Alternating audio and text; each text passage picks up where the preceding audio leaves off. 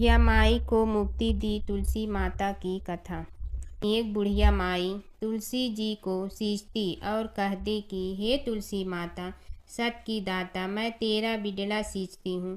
मुझे बहू दे, पीताम्बर की धोती दे, मीठा मीठा घास दे, बैकुंठा में वास दे, चटक की चाल दे, पटक की मोत दे, चंदन का काठ दे, रानी सा राज दे, दाल भात का भोजन दे, 11 की मौत दे, कृष्ण जी का कंधा दे। तब तुलसी माता यह सुनकर सूखने लगी। तो भगवान ने पूछा कि हे तुलसी, तुम क्यों सूख रही हो?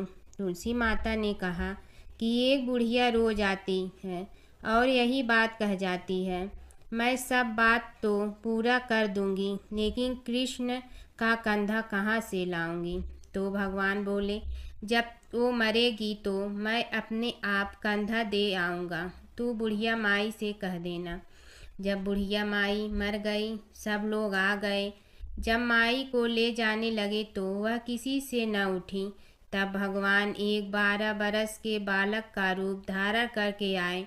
बालक ने कहा, मैं कान में एक बात कहूँगा तो बुढ़िया माई उठ जाएगी। बालक ने कान में कहा, बुढ़िया माई मन की निकाल ले, पीताम्बर की धोती ले, मीठा मीठा घास ले, बैकुंठा का वास ले, चटक की चाल ले, पटक की मोत ले, कृष्ण जी का कंधा ले। यह सुनकर बुढ़िया माई हल्की हो गई।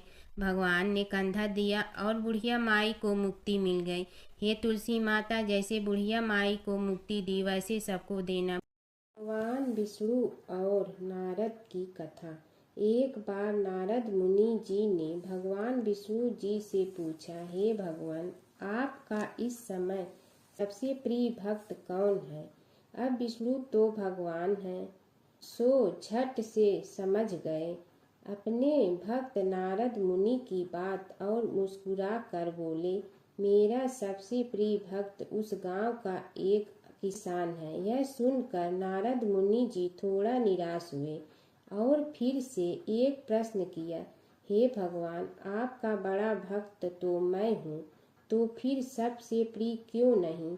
भगवान विष्णु जी ने नारद मुनि जी से कहा, इसका जवाब तो तुम खुद ही दोगे। जाओ, एक दिन उसके घर रहो और फिर सारी बात मुझे बताना। नारद मुनि जी सुबह सवेरे मुंह अंधेरे उस किसान के घर पहुंच गए। देखा अभी अभी किसान जगा है और उसने अब सबसे पहले अपने जानवरों को चारा देता, फिर मुंह धोता, दैनिक कार्यों से निवृत्त होता, जल्दी जल्दी भगवान का नाम लिया, रूखी सूखी रोटी खाकर जल्दी जल्दी अपने खेतों पर चला गया। सारा दिन खेतों में काम किया और शाम को वापस घर आया। जानवरों को अपनी जगह बांधा, उन्हें चारा पानी डाला, हाथ धोया, मुंह धोया, फिर थोड़ी देर भगवान का नाम लिया, फिर परिवार के संग बैठकर खाना खाया और कुछ बातें की और फिर से सो गया।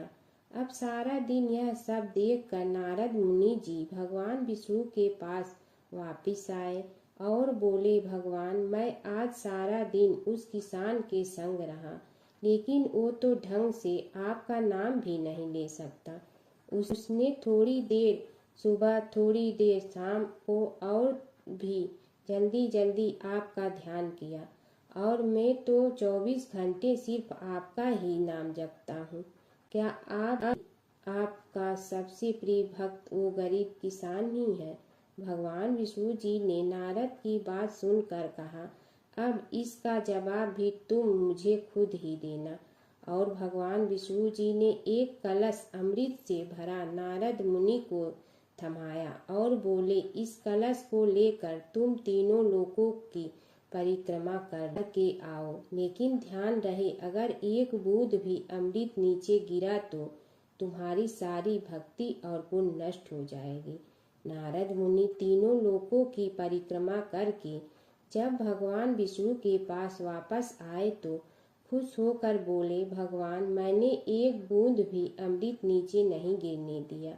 विष्णु भगवान ने पूछा, और इस दौरान तुमने मेरा नाम कितना बार लिया, मेरा स्मरण कितनी बार किया?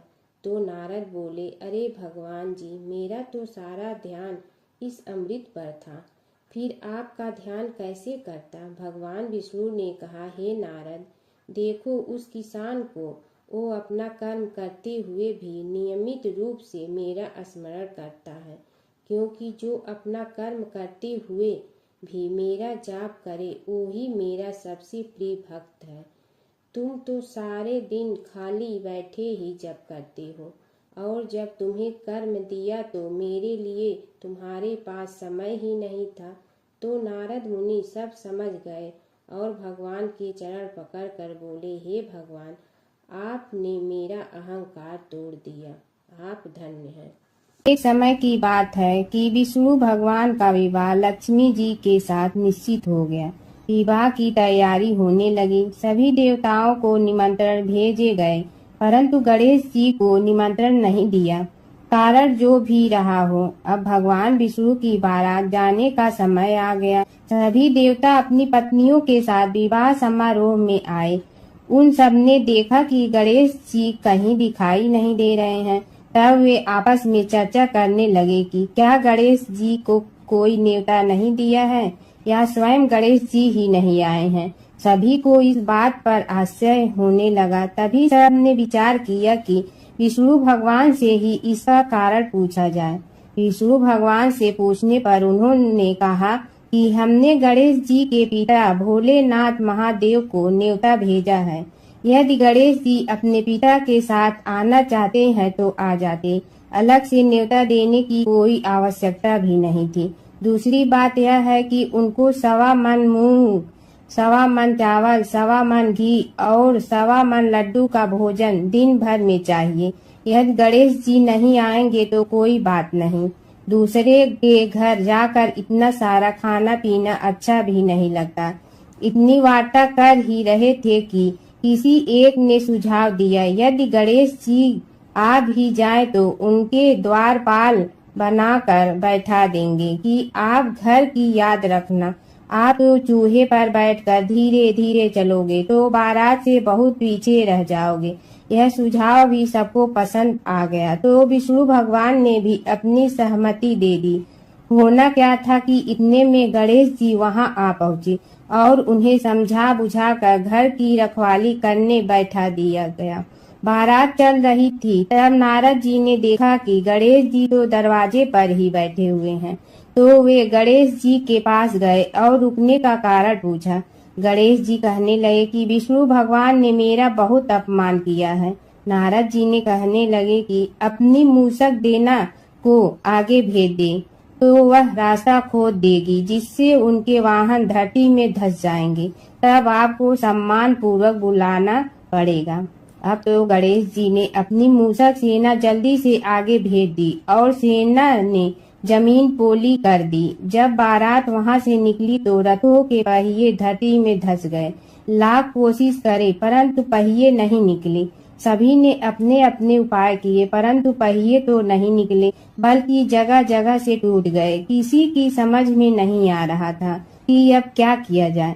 तब तो नारद जी ने कहा, आप लोगों ने गणेश जी का अपमान करके अच्छा नहीं किया।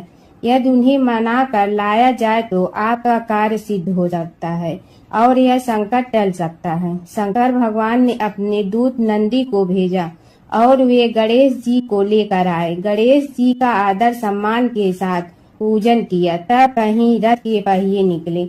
अब रथ के पहिए निकल के परंतु टूट गए तो उन्हें सुधारे गए।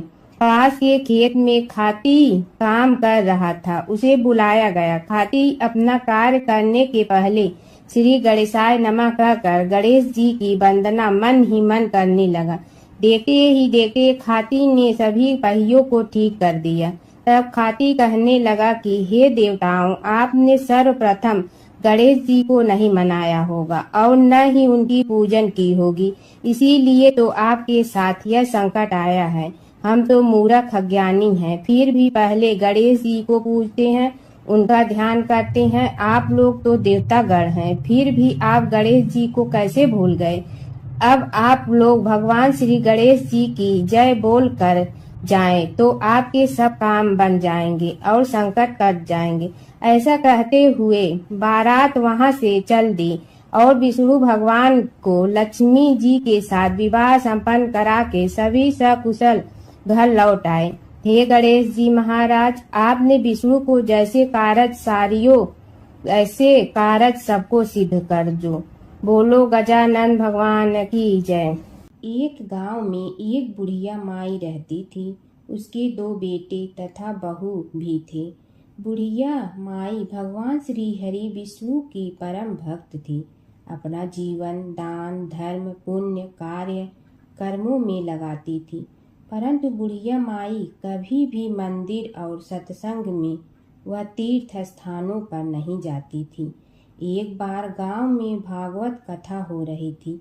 बेटे ने कहा, माँ आप सारा दिन घर में रहती हैं, आप मंदिर में भागवत कथा सुनने क्यों नहीं जाती? बुढ़िया माई ने बेटे का मन रखने के लिए कह दिया कि आज जाऊंगी, परंतु नहीं गई। ऐसा करते करते 6 दिन निकल गए। बुढ़िया माई के बेटे ने कहा, माँ आज अंतिम दिन है, आज तो कथा सुनने आपको जाना ही पड़ेगा। सारा दिन घर का काम करके बुढ़िया माई ने जाते जाते इतनी देर कर दी कि अंतिम दिन की भागवत कथा भी समाप्त हो गई। भगवान श्री हरि विष्णु सन्यासी का रूप धारण करके बुढ़िया माई के पास आए और बोले, बुढ़िया माई तुम कहाँ जा रही हो? बुढ़िया माई ने कहा, मैं भागवत कथा सुनने जा रही हूँ। तब सन्यासी रूपधारी भगवान श्री हरि विष्णु ने कहा, अब इतनी देर से क्यों जा रही हो? वहाँ तो अब कथा समाप्त हो गई है, अब वहाँ जाकर क्या करोगी? बुढ़िया माई ने कहा, अब घर से निकली हूँ तो जाकर ही रहूंगी। सब सन्यासी रूपधारी भगवान श्री हरि विष्णु ने कहा कि अब कथा समाप्त हो गई, भक्त लोग भी अपने अपने घर चले गए, अब तुम वहाँ से क्या लाओगी? तो बुढ़िया माई बोली, कुछ नहीं तो मैं वहाँ से एक ईंट ही उठा लाऊंगी।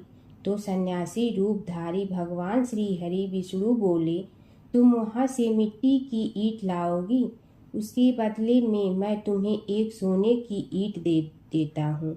बुढ़िया माई ने ईंट ले ली और घर की तरफ चल पड़ी और विचार करने लगी कि यदि यह ईंट मैं घर लेकर जाऊंगी तो बेटे बहू झगड़ने लगेंगे, इसीलिए घर के आंगन में बाहर ही बुढ़िया माई ने वह ईंट जमीन में गाड़ दी। परंतु अब बुढ़िया माई का ध्यान उस ईंट पर ही रहने लगा। खाने पीने घर के काम करने में सदैव बुढ़िया माई अपना ध्यान सोने की ईंट पर ही लगाई रखती। बेटे बहू ने पूछा, माँ पूरे दिन घर के आंगन में क्या करती रहती हो? तो बुढ़िया माई ने कहा, मैं आने जाने वाले को देखती रहती हूँ। एक दिन बुढ़िया माई मर गई। यमराज के दूत बुढ़िया माई को लेने आए। बुढ़िया माई को लेकर धर्मराज जी के पास पहुँचे और धर्मराज जी को सारी बात बतलाई। धर्मराज जी ने बुढ़िया माई को कुतिया की योनि दे दी और कुतिया उसी पेड़ के नीचे बैठी रहती। बुढ़िया माई की बहू ने कहा, इस कुतिया को यहाँ से भगाओ, नहीं तो यह बच्चों को काट जाएगी। तो उसके बेटे ने उसकी पीठ पर एक लकड़ी मारी और बुढ़िया माई मर गई और को सर्प की योनि मिली। आंगन में सर्प को देखकर बेटे बहू ने किसी को काट नहीं जाए इसी डर से मार दिया। फिर बुढ़िया माई मरकर धर्मराज जी के पास पहुंची। बुढ़िया माई कीड़ी का रूप धारण करके उस आंगन में कीड़ी नगरा बना लिया। आंगन में कीड़ी नगरा हो गया। घर वाले बहुत परेशान हुए। घर वाले भोजन भी नहीं बना रहे थे और मन ही मन होने का स्मरण करने लगे। तब भगवान श्री हरि विष्णु सन्यासी का रूप धारण करके आए और बोले कि कुछ खाने को दे दो। तो घरवाले ने कहा, महाराज हमारे खाने को भी कुछ नहीं बनाया, क्योंकि हमारे घर में कीड़ी नगरा हो गया है, आप ही इसका कुछ उपाय बतलाइए। तब महाराज जी ने आंगन में खोदा और सोने की 28 निकाली और दोनों बेटों को दे दी और कहा, तुम तुम्हारी माँ के नाम से दान पुण्य करना, धर्मशाला बनवाना, स्कूल बनवाना, प्याऊ लगवाना, गौशाला में गाय के चारे खाने की व्यवस्था करना। परंतु दोनों बेटे आपस में झगड़ने लगे कि तू दान कर, तू दान कर। किसी ने बुढ़िया माई के नाम से कोई दान नहीं किया और कीड़ी नगरा वहाँ उसी स्वरूप में स्थापित रहा। कुछ दिन बाद सन्यासी वापस आया और बुढ़िया माई के बेटों ने भगवान स्वरूपधारी सन्यासी महाराज से कहा कि हमारी घर की हालत वैसी की वैसी है, कीड़ी नगरा तो वैसे का वैसा ही है। तब साधु रूपधारी सन्यासी महाराज ने कहा, वह सोने के ईंट के टुकड़े लाओ और उन्हें बेचकर उनसे जो भी धन मिले उसे तुम्हारी माँ के नाम से दान पुण्य करो। इस कीड़ी नगरा पर शक्कर और आटा डालो। तुम ऐसा करोगे तो तुम्हारी माँ को मोक्ष प्राप्ति होगी। और उनके घर से कीड़ी नगरा चला गया। जो व्यक्ति प्रतिदिन सुबह प्रातः आटा और शक्कर कीड़ी नगरे पर डालता है वह सदैव धनवान, पुत्रवान, संपन्न, सुख शांति से जीवन यापन करता है। उसके घर में कभी कोई कष्ट नहीं आता है। उसका जीवन सदा सर्वदा आनंद से व्यतीत होता है। उसके परिवारजन उसे अत्यधिक स्नेह प्रदान करते हैं। कीड़ी नगरा प्रतिदिन सींचने से जुड़ी नगरी की कहानी सुनने से, दान पुण्य व धर्म कार्यों में रुचि लगाने से जीवन उत्तम हो जाता है। माता सीता की कथा। यह कहानी सीता माता कहती थी और श्री राम इसे सुना करते थे। एक दिन श्री राम भगवान को किसी काम के लिए बाहर जाना पड़ा तो सीता माता कहने लगी कि भगवान, मेरा तो 12 वर्ष का नित्य नियम है। अब आप बाहर जाएंगे तो मैं अपनी कहानी किसे सुनाऊंगी। श्री राम ने कहा कि तुम कुएं की पाल पर जाकर बैठ जाना और वहाँ जो औरतें पानी भरने आएंगी उन्हें अपनी कहानी सुना देना। सीता माता कुएं की पाल पर जाकर बैठ जाती हैं। एक स्त्री आई, उसने रेशम की जड़ी की साड़ी पहन रखी थी और सोने का घड़ा ले रखा था। सीता माता उसे देख कहती हैं कि बहन, मेरा 12 वर्ष का नित्य नेम सुन लो। पर वह स्त्री बोली कि मैं तुम्हारा नित्य नेम सुनूंगी तो मुझे घर जाने में देरी हो जाएगी और मेरी सास मुझसे लड़ेंगी। उसने कहानी नहीं सुनी और चली गई। उसकी रेशम जड़ी की साड़ी फट गई। सोने का घड़ा मिट्टी के घड़े में बदल गया। सास ने देखा तो पूछा कि ये किसका दोष अपने सिर लेकर आ गई है।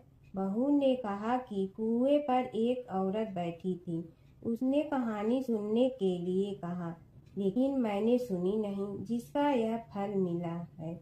बहू की बात सुनकर अगले दिन वही साड़ी और घड़ा लेकर सास कुएं की पाल पर गई।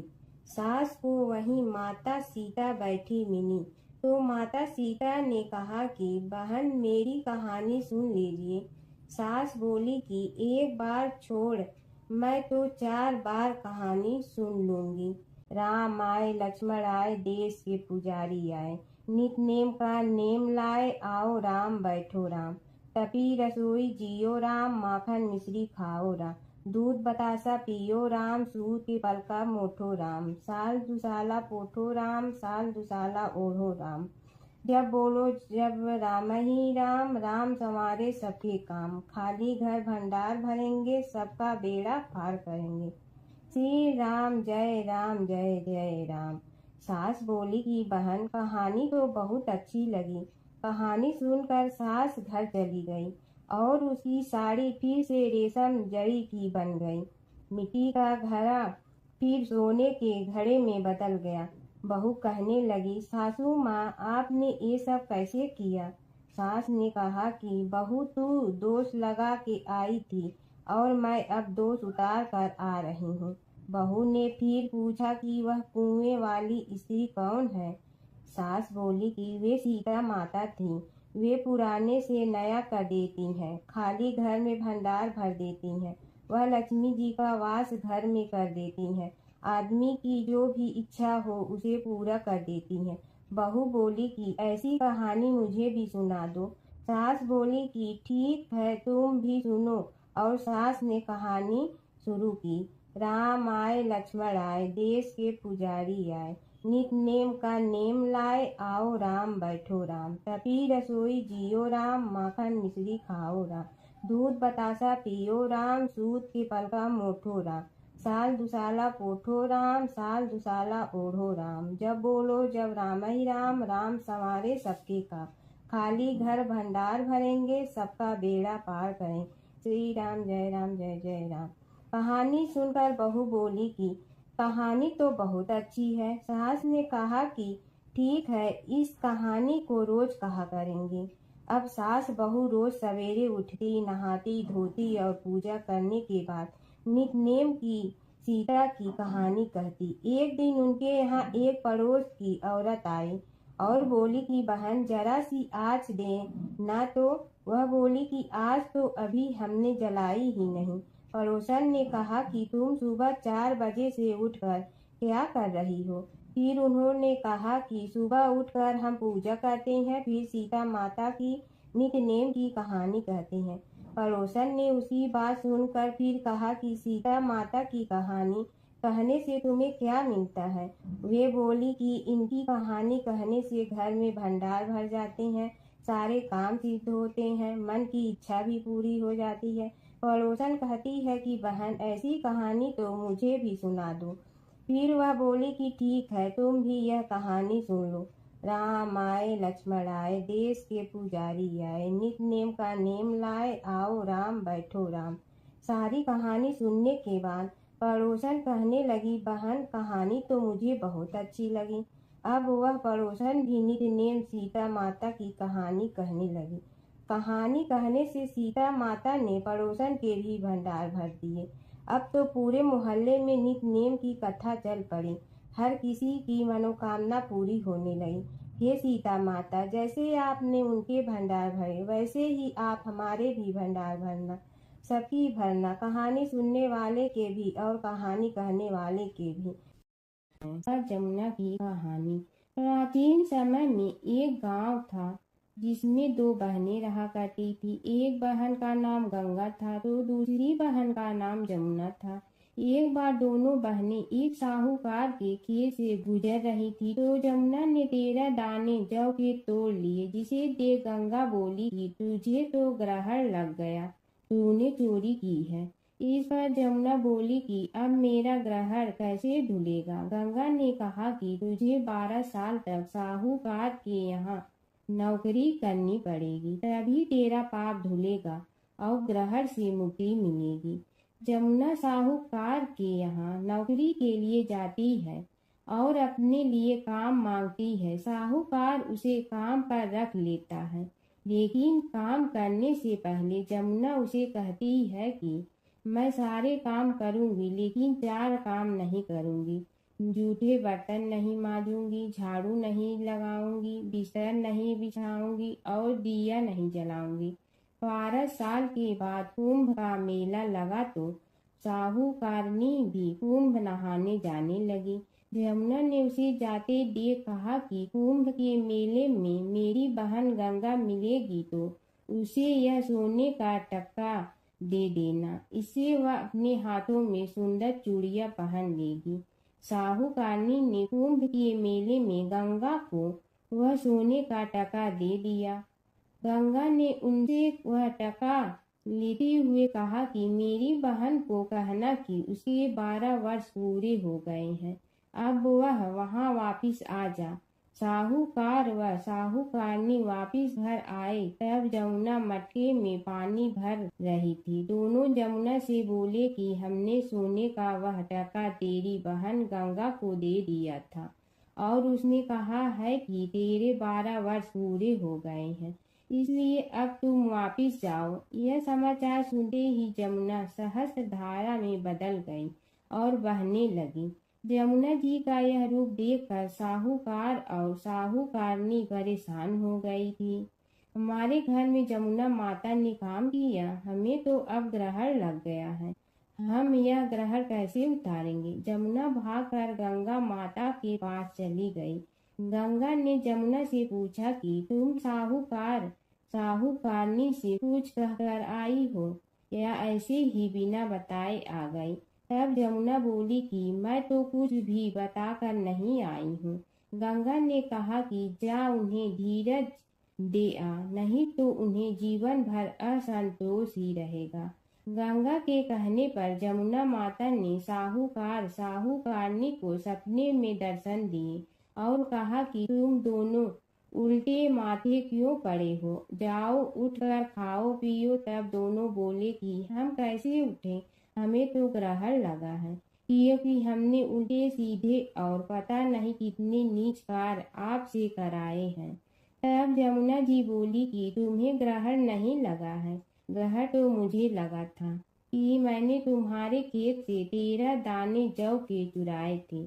मैं तो अपना ग्रहण उतारने तुम्हारे घर आई थी। मेरा ग्रहण तुम्हारे घर में 12 वर्ष तक रहने से उतर गया है और मेरी मुक्ति हो गई है। जमुना जी ने कहा कि तुम्हें कोई ग्रहण नहीं लगा है, उल्टे मेरे 12 वर्ष तक यहाँ रहने से तुम्हारी भी मुक्ति हो गई है। यह कहकर जमुना जी स्वप्न से चली गई।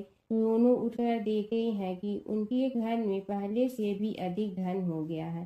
हे जमुना माता, जैसे आपने साहूकार व साहूकारनी की मुक्ति कराई, वैसे ही आप अपने सभी भक्तों की करना। नगर बसेरे की कहानी। किसी गांव में एक भाट व एक जाट रहता था। दोनों में घनिष्ठ मित्रता थी। एक बार जाट अपनी बहन के घर जाने को तैयार हुआ तो भाट अपनी ससुराल जाने को तैयार हुआ। दोनों साथ चल पड़े तो रास्ते में रुककर एक कुएं की मुंडेर पर बैठ गए। जाट ने भाट से कहा कि नगर बसेरा कर लेते हैं। इस पर भाट बोला कि तू ही नगर बसेरा कर ले, मैं तो अपनी ससुराल जा रहा हूँ, वहाँ खूब खातिर होगी मेरी, तू कर ले नगर बसेरा। जाट वहीं कुएं के पास बैठ पानी की घंटी और चावल का दाना लेकर नगर बसेरा करने लगा। नगर बसेरा करने के साथ जाट कहने लगा कि नगर बसेरा जो करे सो मल धोवे पाँव, ताता माड़ा तापसी देगी मेरी माँ, माँ देगी मावशी तेगी द्वारका का वास, मीठा मीठा घास वृंदावन का वास, 5 कुल्ठी छठी रास, मेरी जीवड़ो श्री कृष्ण के पास, डालू पानी हो जाए घी, झट से निकल जाए मेरा जी। यह सब कर कर के वह जाट बहन के पास चल पड़ा। जाट की बहन ने भाई के आने पर उसकी खातिर की खी बूरा के साथ भाई को जिमाया। दोनों ने बैठकर ढेर सारी बातें की। इधर भाट अपने ससुराल पहुंचा तो वहां आग लगी हुई थी। आग बुझाने वह भी लग गया, जिसमें हाथ मुंह भी काले हो गए और खुद भी थोड़ा सुलझ गया। ना रोटी ना पानी के लिए ही किसी ने पूछा। एक पड़ोसन आई तो उसने भाट की सास को कहा कि जमाई आया है, जरा उस आओ भगत कर लो। बुढ़िया बोली कि सब कुछ तो जल गया है, अब कहाँ से आओ भगत करूं। तब पड़ोसन ने ही भाट को एक रोटी के साथ छाछ दी। उसने वही खाकर गुजारा किया। शाम को दोनों फिर घर की ओर चल पड़े और रास्ते में मिल गए और एक दूसरे का हाल पूछा। भाट बोला कि मेरी ससुराल में तो आग लगी हुई थी, आग बुझाते मैं खुद काला हो गया हूँ, ना रोटी मिली ना पानी। जाट बोला कि मेरी तो बहुत खातिर हुई। फिर बोला कि मैंने कहा था ना कि नगर बसेरा कर ले, अब कर ले, लेकिन भाट ने फिर मना कर दिया। कहने लगा कि चाहे रोटी दे या न दे, तेरी तो माँ है, दही चूरमा का पेड़ा धरा पाएगा। भाट ने फिर नगर बसेरा नहीं किया, जाट ने कर लिया। नगर बसेरा जो करे सो मल धोए पाँव, ताता माड़ा तापसी देगी मेरी माँ, माँ देगी मावशी देगी द्वारका का वास, मीठा मीठा घास वृंदावन का वास, 5 कुल्ठी छठी रास, मेरा जी बढ़ो श्री कृष्ण के पास। डालू पानी हो जाए घी, झट से निकल जाए मेरा जी। करके वह चल पड़ा। घर पहुँचते ही जाट की मौसी ने बहुत लाड प्यार किया। उधर भाट घर गया तो उसकी भैंस खो गई थी। बाप एक लाठी रखे तो दूसरी उठाए और कहने लगा कि ससुराल गया तो आग लगा दी, अब यहाँ आया तो भैंस खो दी। बाप ने कहा कि पहले भैंस लेकर आ, तभी रोटी पानी मिलेगा। सारा दिन भाट भैंस ढूंढता रहा, लेकिन उसे भैंस नहीं मिली। जाट और भाट की मुलाकात फिर से बाजार में हो गई। जाट ने भाट के हाल चाल पूछे तो भाट बोला कि आते ही भैंस खो गई, बस उसी दिन से भैंस ढूंढ रहा हूँ। रोटियां का तो पूछो ही मत। जाट ने कहा कि मैंने तो पहले ही कहा था कि नगर बसेरा कर ले। जाट की बात सुनकर भाट बोला कि तेरे नगर बसेरे में इतनी ताकत है तो चल अब कर लेते हैं। दोनों ने बैठकर नगर बसेरा किया। नगर बसेरा जो करे सो मल धोवे पाँव, ताता मारा तापसी देगी मेरी माँ। माँ देगी मौसी देगी द्वारका का वास, मीठा मीठा घास वृंदावन का वास। 5 कुल्ठी छठी रास, मेरा जी बढ़ो श्री कृष्ण के पास। डालू पानी हो जाए घी, झट से निकल जाए मेरा जी।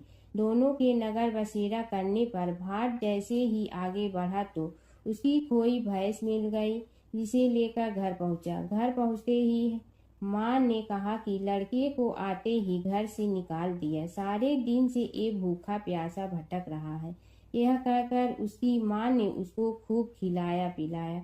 इस घटना के बाद सारे नगर में ढिंढोरा पिटवा गया कि कब कोई अपने पीहर या सास से आते जाते नगर बसेरा करें। जैसे भाट को नगर बसेरा करने का फल मिला, वैसे ही हर किसी को मिले। प्राचीन काल की बात है। नैमिषारण्य क्षेत्र में ऋषि महर्षि और साधु संतों का समाज जुड़ा था। उसमें श्री सूत जी भी विद्यमान थे। शौनक जी ने उनकी सेवा में उपस्थित होकर निवेदन किया कि हे अज्ञान रूप घोर तिमिर को नष्ट करने में करोड़ों सूर्यों के समान प्रकाशमान श्री सूत जी हमारे कानों के लिए अमृत के समान जीवन प्रदान करने वाले कथा तत्व का वर्णन कीजिए। हे सूत जी, हमारे हृदयों में ज्ञान के प्रकाश की वृद्धि तथा भक्ति, वैराग्य और विवेक की उत्पत्ति जिस कथा से हो सकती हो, वह हमारे प्रति कहने की कृपा कीजिए। शौनक जी की जिज्ञासा से सूत जी बड़े प्रसन्न हुए। पुरातन इतिहासों के स्मरण से उनका शरीर पुलकायमान हो रहा था। वे कुछ देर उसी स्थिति में विराजमान रहकर कुछ विचार करते रहे और अंत में बोले, शौनक जी, इस विषय में आपके चित्त में बड़ी जिज्ञासा है। आप धन्य हैं जो सदैव ज्ञान की प्राप्ति में तत्पर रहते हुए विभिन्न पुराण कथाओं की जिज्ञासा रखते हैं। आज मैं आपको ज्ञान के परम स्रोत रूप श्री गणेश जी का जन्म कर्म रूप चरित्र सुनाऊंगा। गणेश जी से ही सभी ज्ञानों सभी विद्याओं का उद्भव हुआ है। अब आप सावधान चित्त से विराजमान हो। श्री गणेश जी के ध्यान और नमस्कार पूर्वक उनका चरित्र श्रवण करें। नमस्तस्मै गणेशाय ब्रह्मा विद्या प्रदायिनी यनागस्त्यसमः साक्षात विघ्न सागर सोसड़े। कैसे हैं वे श्री गणेश जो सभी प्रकार की ब्रह्म विद्याओं को प्रदान करने वाले, अर्थात ब्रह्मा के सगुण और निर्गुण स्वरूप पर प्रकाश डालने और जीव ब्रह्मा का अभेद प्रतिपादन करने वाली विद्याओं के दाता हैं। वे विघ्नों के समुद्रों को महर्षि अगस्त के समान शोषण करने में समर्थ हैं, इसलिए उनका नाम विघ्न सागर शोषक के नाम से प्रसिद्ध है। मैं उन भगवान श्री गणेश जी को नमस्कार करता हूँ। प्रथम पूजा के अधिकारी श्री गणेश जी। यह कहकर सूत जी कुछ समय के लिए मौन हो गए और फिर बोले, शौनक जी, भगवान गणेश जी ही सर्वप्रथम पूजा प्राप्ति के अधिकारी हैं। किसी भी देवता की पूजा करो, पहले उनकी पूजा करो। शौनक जी ने निवेदन किया, हे भगवान, हे सूत, सर्वप्रथम यह बताने की कृपा कीजिए कि गणेश जी को प्रथम पूजा का अधिकार किस प्रकार प्राप्त हुआ। इस विषय में मेरी बुद्धि मोह को प्राप्त हो रही है कि सृष्टि रचयिता ब्रह्मा जी, पालन करता भगवान नारायण और संहार करता शिव जी में से किसी को प्रथम पूजा का अधिकारी क्यों नहीं माना गया। यह त्रिदेव ही तो सबसे बड़ा देवता माने जाते हैं। सूत जी ने कहा, शौनक जी, यह भी एक रहस्य ही है। देखो, अधिकार मांगने से नहीं मिलता, इसके लिए योग्यता होनी चाहिए। संसार में अनेकों देवी देवताएं पूजे जाते हैं। पहले जो जिसका इष्ट देव होता है वह उसी की पूजा किया करता है। इससे बड़े देवताओं के महत्व में कमी आने की आशंका उत्पन्न हो गई। इस कारण देवताओं में परस्पर विवाद होने लगा। वे उसका निर्णय प्राप्त करने के लिए शिव जी के पास पहुँचे और प्रणाम करके पूछने लगे, प्रभु, हम सब में प्रथम पूजा का अधिकारी कौन है।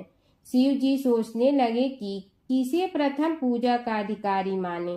तभी उन्हें एक युक्ति सूझी। बोले, देवगण, इसका निपटारा बातों से नहीं तथ्यों से होगा। इसके लिए एक प्रतियोगिता रखनी होगी, शिव की परिक्रमा करने की प्रतियोगिता। देवगण उनका मुख देखने लगे, शंकित हृदय से सोचने लगे कि कैसी प्रतियोगिता रहेगी। यह शिव जी ने उनके मन के भाव ताड़ लिए, इसलिए सांत्वना भरे शब्दों में बोले, घबराओ मत, कोई कठिन परीक्षा नहीं ली जाएगी। बस इतना ही कि सभी अपने अपने वाहनों पर चढ़कर संसार की परिक्रमा करो और फिर यहाँ लौट आओ। जो पहले लौटेगा वही सर्वप्रथम पूजा का अधिकारी होगा। अब क्या देर थी, सभी अपने अपने वाहन पर चढ़कर दौड़ पड़े। किसी का वाहन गजराज था तो किसी का सिंह, किसी का भैंसा तो किसी का मृग, किसी का हंस तो किसी का उल्लू, किसी का अश्व तो किसी का श्वान। अभिप्राय यह है कि वाहनों को विविधता के दर्शन उस समय जितने भले प्रकार से हो सकते थे उतने अन्य समय में नहीं। सबसे गया बीता वाहन गणेश जी का था मूषक, उससे चूहा भी कहते हैं। ऐसे वाहन के बल भरोसे इस प्रतियोगिता में सफल होना तो क्या, सम्मिलित होना भी हास्यास्पद है। गणेश जी ने सोचा, छोड़ो, क्या होगा प्रतियोगिता में भाग लेने से, हम तो यहाँ बैठे रह कर ही तमाशा देखेंगे। वे बहुत देर तक विचार करते रहे। अंत में उन्हें एक युक्ति सूझी। शिव जी स्वयं ही जगदाता हैं, यह संसार उन्हीं का प्रतिबिंब है, तब क्यों न इन्हीं की परिक्रमा कर ली जाए। इनकी परिक्रमा करने से ही संसार की परिक्रमा हो जाएगी। ऐसा निश्चय कर उन्होंने मूषक पर चढ़कर शिव जी की परिक्रमा की और उनके समक्ष जा पहुँचे। शिव जी ने कहा, तुमने परिक्रमा पूर्ण कर ली। उन्होंने उत्तर दिया, जी हाँ। शिव जी सोचने लगे कि इसे तो यहीं घूमते हुए देखा, फिर परिक्रमा कैसे कराया। देवताओं का परिक्रमा करके लौटना आरंभ हुआ और उन्होंने गणेश जी को वहां बैठे देखा तो माथा ठनक गया। फिर भी साहस करके बोले, अरे तुम विश्व की परिक्रमा के लिए नहीं गए। गणेश जी ने कहा, अरे मैं कब का यहाँ आ गया। देवता बोले, तुम्हें तो कहीं भी नहीं देखा। गणेश जी ने उत्तर दिया, देखते कहाँ से, समस्त संसार शिव जी में विद्यमान है। इनकी परिक्रमा करने से ही संसार की परिक्रमा पूर्ण हो गई। सूत जी बोले, शौनक, इस प्रकार गणेश जी ने अपनी बुद्धि के बल पर ही विजय प्राप्त कर ली। उनका कथन सत्य था, इसलिए कोई विरोध करता भी तो कैसे बस उसी दिन से गणेश जी की प्रथम पूजा होने लगी। सूत जी बोले, हे शौनक जी, यह एक तथ्य है कि गणेश जी ही उसके पात्र हैं। वे बड़े देवता का भी कार्य सिद्धि में विघ्न उपस्थित होने पर उन विघ्न राज का आश्रय न लिया हो। हे शौनक, वे देव भी बड़े दयालु हैं। नाम तो शिव जी का ही आशुतोष है, किंतु वे सर्वात्मा और सर्वरक्षक प्रभु तो शिव जी की अपेक्षा भी शीघ्र ही प्रकट हो जाते हैं। उनका भक्त कभी किसी संकट में नहीं पड़ता। यदि प्रारब्ध वशात कभी किसी विपत्ति में पड़ भी जाता है तो गणेश्वर की उपासना करने पर उनके अनुग्रह से उनके समस्त दुख दूर होकर परम सुख की प्राप्ति होती है। शौनक ने कहा, हे सूत जी, हे महाभाग, हे प्रभु, मैं गणेश जी के विभिन्न चरित्रों का अध्ययन करना चाहता हूँ, तो मुझे बताइए कि किस ग्रंथ का अवलोकन करूं। हे दयामय, आपको तो उनके समस्त चरित्र विदित है कि यदि आप ही उन्हें सुनाने की कृपा करें तो मेरा अत्यधिक उपकार होगा। सूत जी बोले, हे शौनक भगवान, गणेश्वर के इतने चरित्र हैं कि उन सब का कथन इस जीवा से संभव नहीं, क्योंकि प्रभु अनंत, प्रभु चरित्र अनंता वाली बात समस्त विद्वान ऋषि मुनि कहते हैं।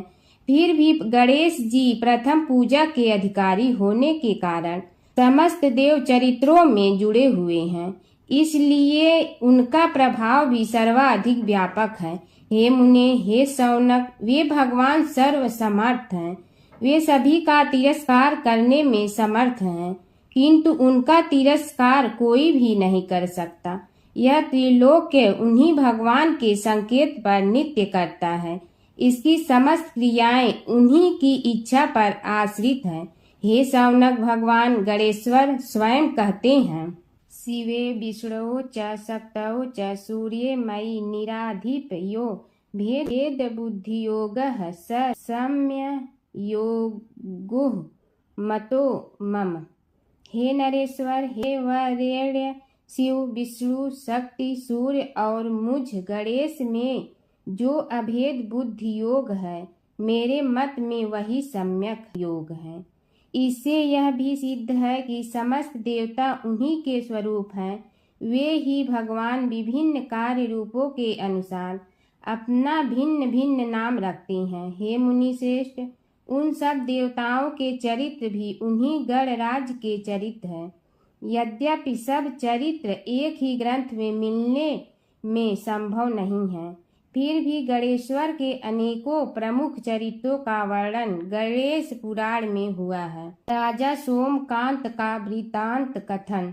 शौनक जी ने पूछा, हे प्रभु, गणेश पुराण का आरंभ किस प्रकार हुआ, यह मुझे बताने की कृपा करे। इस पर सूत जी ने कहने लगे, हे शौनक, यद्यपि गणेश पुराण है तो बहुत प्राचीन, क्योंकि भगवान गणेश्वर तो आदि हैं। न जाने कब से गणेश जी अपने उपासकों पर कृपा करते चले आ रहे हैं। उनके अनंत चरित्र हैं, जिनका संग्रह एक महापुराण का रूप ले सकता है। उसे एक बार भगवान नारायण ने नारद जी को और भगवान ने शंकर और जगन जननी पार्वती जी को सुनाया था। बाद में वही पुराण संक्षेप रूप में ब्रह्मा जी ने महर्षि वेद व्यास को सुनाया और फिर व्यास जी ने महर्षि भृगु को सुनाया। भृगु ने कृपा करके सौराष्ट्र के एक राजा सोमकांत को सुनाया था। तब से वह पुराण अनेक कथाओं में विस्तृत होता रहा और अनेक कथाओं से रहित होता हुआ अनेक रूप में प्रचलित है। शौनक जी ने पूछा, भगवान, आप यह बताने का कष्ट करें कि राजा सोमकांत कौन था। उसने महर्षि से गणेश पुराण का श्रवण कहाँ किया था, उस पुराण के श्रवण से उसे क्या क्या उपलब्धियां हुई। हे नाथ, मुझे श्री गणेश्वर की कथा के प्रति उत्कंठा बढ़ती ही जा रही है। सूत जी बोले, हे शौनक, सौराष्ट्र के देवनगर नाम की एक प्रसिद्ध राजधानी थी। वहाँ का राजा सोमकांत था। वह अपनी प्रजा का पुत्र के समान पालन करता था वह वेद ज्ञान संपन्न, शस्त्र विद्या में पारंगत एवं प्रबल प्रतापी राजा, समस्त राजाओं में मान्य तथा अत्यंत वैभवशाली था। उसका ऐश्वर्य कुबेर के भी ऐश्वर्य को लज्जित करता था। उसने अपने पराक्रम से अनेकों देश जीत लिए थे। उसकी पत्नी अत्यंत रूपवती, गुणवती, धर्माज्ञा एवं पतिव्रत धर्म का पालन करने वाली थी। वह सदैव अपने प्राणनाथ की सेवा में लगी रहती थी। उसका नाम सुधर्मा था। जैसे वह प्रतिव्रता थी, वैसे ही राजा भी एक पत्नी व्रता का पालन करने लगा। उसके हेमकांत नामक एक सुंदर पुत्र था। वह भी सभी विद्याओं का ज्ञाता और अस्त्र शस्त्रादि के अभ्यास में निपुण हो गया था। यह सभी श्रेष्ठ लक्षणों से संपन्न, सद्गुणी एवं प्रजा जनों के हितों का अत्यंत पोषक था। इस प्रकार राजा सोमकांत स्त्री पुत्र, पशु वाहन, राज्य एवं प्रतिष्ठा आदि से सब प्रकार सुखी था। उसे दुख तो था ही नहीं। सभी राजागण उसका हार्दिक सम्मान करते थे तथा उसकी श्रेष्ठ कीर्ति भी संसार व्यापी थी। परंतु युवावस्था के अंत में सोमकांत को घृणित कोष्ठ रोग हो गया। उसके अनेक उपचार किए गए किंतु कोई लाभ नहीं हुआ। रोग शीघ्रता से बढ़ने लगा और उसके कीड़े पड़ गए। जब रोग की अधिक वृद्धि होने लगी और उसका कोई उपाय न हो सका तो राजा ने मंत्रियों को बुलाकर कहा, सुव्रतो, जाने किस कारण यह रोग मुझे पीड़ित कर रहा है। अवश्य ही यह किसी पूर्व जन्म के पाप का फल होगा। इसलिए मैं अब अपना समस्त राजपाट छोड़कर वन में रहूंगा। मेरे पुत्र हेमकांत को मेरे समान मानकर राज्य शासन का धर्म पूर्वक संचालन कराते रहें। यह कहकर राजा ने शुभ दिन दिखवाकर अपने पुत्र हेमकांत को राज्य पद पर अभिषेक किया और अपनी पत्नी सुधर्मा के साथ निर्जन वन की ओर चल दिया। प्रजापालक राजा के वियोग में समस्त प्रजा जन अश्रु बहाते हुए उनके साथ चले गए। राज्य की सीमा पर पहुंचकर राजा ने अपने पुत्र अमात्यगण और प्रजा जनों को समझाया, आप सब लोग धर्म के जानने वाले, श्रेष्ठ आचरण में तत्पर एवं सहृदय हैं। यह संसार तो वैसे भी परिवर्तनशील है। जो आज है वह कल नहीं था और आने वाले कल में भी नहीं रहेगा। इसलिए मेरे जाने से दुख का कोई कारण नहीं है। मेरे स्थान पर मेरा पुत्र सभी कार्यों को करेगा। इसलिए आप सब उसके अनुशासन में रहते हुए उसे सदैव सम्मान करते रहें। फिर पुत्र से कहा, बेटा, यह स्थिति सभी के समझ आती रही है। हमारे पूर्व पुरुष भी परंपरागत रूप से वृद्धावस्था आने पर वन में जाते रहे हैं। मैं कुछ समय पहले ही वन में जा रहा हूँ, तो कुछ पहले या पीछे जाने में कोई अंतर नहीं पड़ता। यदि कुछ वर्ष बाद जाऊं तब भी मोह का त्याग करना ही होगा। इसलिए हे वत्स, तुम दुखित मत हो और मेरी आज्ञा मानकर राज्य शासन को ठीक प्रकार चलाओ।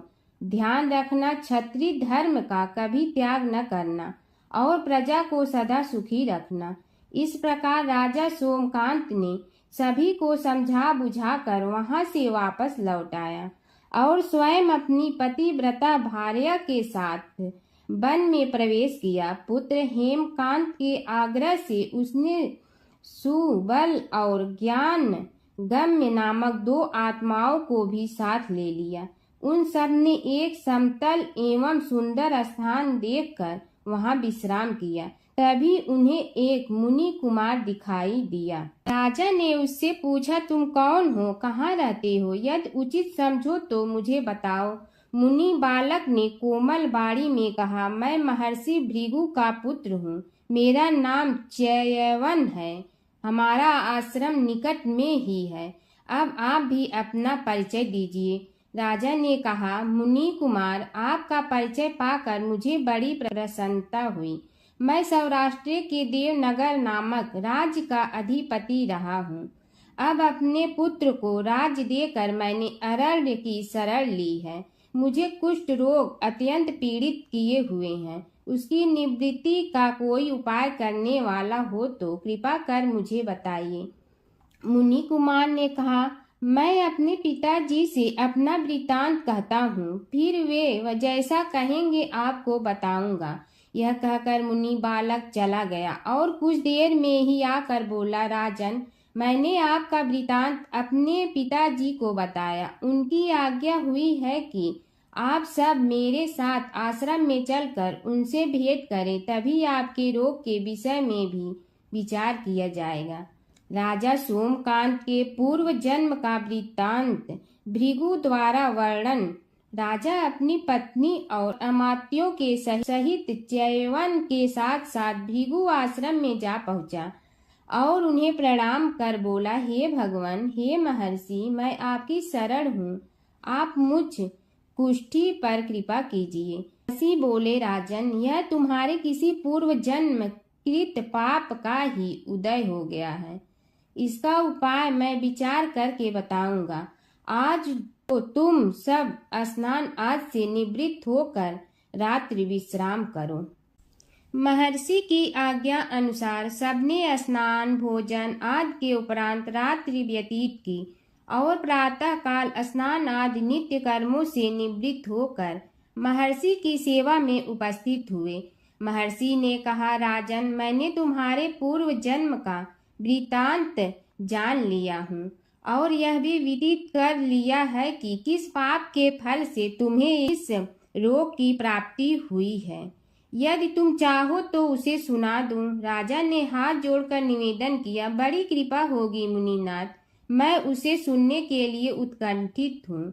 महर्षि ने कहा, तुम पूर्व जन्म में एक धनवान वैश्य के लाडले पुत्र थे। वह वैश्य विंध्याचल के निकट कौलहार नामक ग्राम में निवास करता था। उसकी पत्नी का नाम सुलोचना था। तुम उसी वैश्य दंपत के पुत्र हुए। तुम्हारा नाम कामद था। तुम्हारा लालन पालन बड़े लाड चाव से हुआ।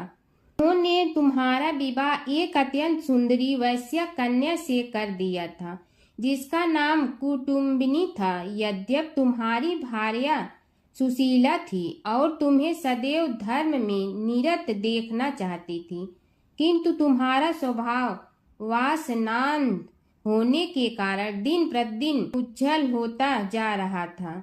किंतु माता पिता भी धार्मिक थे, इसलिए उनके सामने तुम्हारी उज्ज्वलता दबी रही। परंतु माता पिता की मृत्यु के बाद तुम निरंकुश हो गए और अपनी पत्नी की बात भी नहीं मानते थे। तुम्हें अनाचार में प्रवृत्त देखकर उसे दुख होता था, तो भी उसका कुछ बस न चलता था।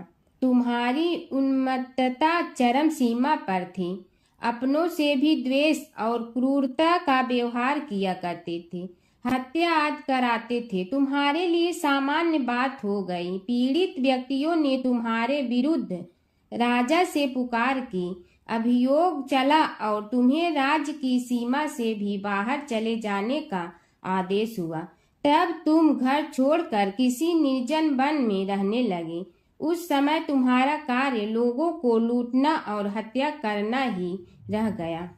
एक दिन माध्याह्न काल था। गुणवर्धक नामक एक विद्वान ब्राह्मण उधर से निकला। बेचारा अपनी पत्नी को लिवाने के लिए ससुराल जा रहा था। तुमने उस ब्राह्मण युवक को पकड़कर लूट लिया। प्रतिरोध करने पर उसे मारने लगे तो वह चित्कार करने लगा, मुझे मत मार, मत मार, देख मेरा दूसरा विवाह हुआ है। मैं पत्नी को लेने के लिए जा रहा हूँ। किंतु तुम तो क्रोधवश में ऐसे लीन हो रहे थे कि तुमने उसकी बात सुनकर भी नहीं सुनी। जब उसे मारने लगे तो उसने श्राप दे दिया, अरे हत्यारे, मेरी हत्या के पाप से तो सहस्त्र कल्प तक घोर नरक भोगोगे। तुमने उसकी कोई चिंता न की और सिर काट लिया। राजन, तुमने ऐसी एक नहीं बल्कि अनेक निरीह हत्याएं की थी, जिनकी गणना करना भी पाप है। इस प्रकार इस जन्म में तुमने घोर पाप कर्म किए थे। किंतु बुढ़ापा आने पर जब अशक्त हो गए तब तुम्हारे साथ जो क्रूर कर्मा थे वे भी किनारा कर गए। उन्होंने सोच लिया कि अब तो इसे खिलाना भी पड़ेगा, इसलिए मरने दो यहीं। अमोघ प्रभाव गणेश उपासना का कथन। राजन, अब तुम निरालंब थे, चल फिर तो सकते ही नहीं थे। भूख से पीड़ित रहने के कारण रोगों ने भी घेर लिया। उधर से जो कोई निकलता तुम्हें घृणा की दृष्टि से देखता हुआ चला जाता। तब तुम आहार की खोज में बड़ी कठिनाई से चलते हुए एक जीर्ण शीर्ण देवालय में पहुंचा। उसमें भगवान गणेश्वर की प्रतिमा विद्यमान थी। तब न जाने किस पुण्य के उदय होने से तुम्हारे मन में गणेश जी के प्रति भक्ति भाव जागृत हुआ। तुम निराहार रहकर उनकी उपासना करने लगे। उससे तुम्हें सब कुछ मिला और रोग भी कम हुआ। राजन, तुमने अपने साथियों की दृष्टि बचाकर बहुत सा धन एक स्थान पर गाड़ दिया था। अब तुमने उस धन को उसे देवालय के जीर्णोद्धार में लगाने का निश्चय किया। शिल्पी बुलाकर उस मंदिर को सुंदर और भव्य बनवा दिया। इस कारण कुख्याति सुख्याति में बदलने लगी। फिर यथा समय तुम्हारी मृत्यु हुई। यमदूतों ने पकड़कर तुम्हें यमराज के समक्ष उपस्थित किया। यमराज तुमसे बोले, जीव, तुमने पाप और पुण्य दोनों ही किए हैं और दोनों का ही भोग तुम्हें भोगना है, किंतु पहले पाप का फल भोगना चाहते हो पुण्य का। इसके उत्तर में तुमने प्रथम अपने पुण्य कर्मों के भोग की इच्छा प्रकट की और इसीलिए उन्होंने तुम्हें राजकुल में जन्म लेने के लिए भेज दिया। पूर्व जन्म में तुमने भगवान गणाध्यक्ष का सुंदर एवं भव्य मंदिर बनवाया था, इसलिए तुम्हें सुंदर देह की प्राप्ति हुई। यह कहकर महर्षि भृगु कुछ रुके। उन्होंने देखा कि राजा को इस वृतांत पर शंका हो रही है। तभी महर्षि के शरीर में असंख्य विकराल पक्षी उत्पन्न होकर राजा की ओर झपटे। उनकी चोंच बड़ी तीक्ष्ण थी, जिनसे वे राजा के शरीर को नोच नोच कर खाने लगे। उसके कारण उत्पन्न असहनीय पीड़ा से व्याकुल हुए राजा ने महर्षि के समक्ष हाथ जोड़कर निवेदन किया, प्रभु, आपका आश्रम तो समस्त द्वेष आदि से परे है और यहाँ मैं आपकी शरण में बैठा हूँ। तब यह पक्षी मुझे आकर ही क्यों पीड़ित कर रहे हैं? हे मुनिनाथ, इनसे मेरी रक्षा कीजिए। महर्षि ने राजा के अंतर्वचन सुनकर सांत्वना देते हुए कहा, राजन, तुमने मेरे वचनों में शंका की थी और जो मुझ सत्यवादी के कथन में शंका करते हैं उसे खाने के लिए मेरे शरीर से इसी प्रकार पक्षी प्रकट हो जाते हैं, जो कि मेरे हुंकार करने पर भस्म हो जाया करते हैं।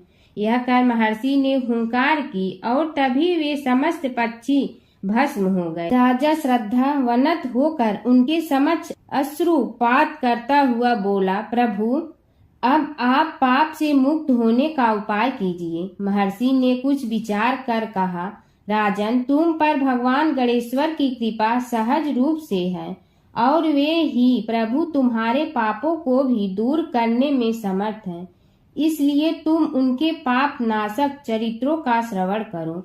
गणेश पुराण में उनके चरित्रों का भले प्रकार वर्णन हुआ है, अतएव तुम श्रद्धा भक्ति पूर्वक उसी को सुनने में चित्त लगाओ। राजा ने प्रार्थना की, महामुनि, मैंने गणेश पुराण का नाम भी आज तक नहीं सुना, तो उनके सुनने का सौभाग्य कैसे प्राप्त कर सकूंगा? हे नाथ, आपसे अधिक ज्ञानी और प्रकांड विद्वान और कौन हो सकता है? आप ही मुझ पर कृपा कीजिए। महर्षि ने राजा की दीनता देखकर उसके शरीर पर अपने कमंडल का मंत्रपूत जल छिड़का। तभी राजा को एक छींक आई और नासिका से एक अत्यंत छोटा काले वर्ण का पुरुष बाहर निकल आया। देखते देखते वह बढ़ गया। उसके भयंकर रूप को देखकर राजा कुछ भयभीत हुआ, किंतु समस्त आश्रमवासी वहां से भाग गए। वह पुरुष महर्षि के समक्ष हाथ जोड़कर खड़ा हो गया। उन्होंने उसकी ओर देखा और कुछ उच्च स्वर में बोले, तू कौन है, क्या चाहता है? वह बोला, मैं साक्षात पाप हूँ, समस्त पापियों के शरीर में मेरा निवास है। आपके मंत्र पूत जल के स्पर्श से मुझे विवश होकर राजा के शरीर से बाहर निकलना पड़ा है। अब मुझे बड़ी भूख लगी है, बताइए क्या खाऊं और कहाँ रहूं? महर्षि बोले, तू उस आम के अवकाश स्थान में निवास कर और उसी वृक्ष के पत्ते खाकर जीवन निर्वाह कर। यह सुनते ही वह पुरुष आम के वृक्ष के पास पहुंचा, किंतु उसके स्पर्श मात्र से वह वृक्ष जलकर भस्म हो गया। फिर जब पाप पुरुष को रहने के लिए कोई स्थान दिखाई न दिया तो वह भी अंतर्हित हो गया। हर व्रत कथा के साथ पढ़ी और सुनी जाने वाली लपसी तपसी की यह कहानी। एक लपसी था, एक तपसी था। तपसी हमेशा भगवान की तपस्या में लीन रहता था। लपसी रोजाना सवा सेर की लपसी बनाकर भगवान का भोग लगाकर जीम लेता था। एक दिन दोनों लड़ने लगे। तपसी बोला, मैं रोज भगवान की तपस्या करता हूँ, इसलिए मैं बड़ा हूँ। लपसी बोला, मैं रोज भगवान को सवा सेर लपसी का भोग लगाता हूँ, इसलिए मैं बड़ा हूँ। नारद जी वहाँ से गुजर रहे थे। दोनों को लड़ता देखकर उनसे पूछा कि तुम क्यों लड़ रहे हो?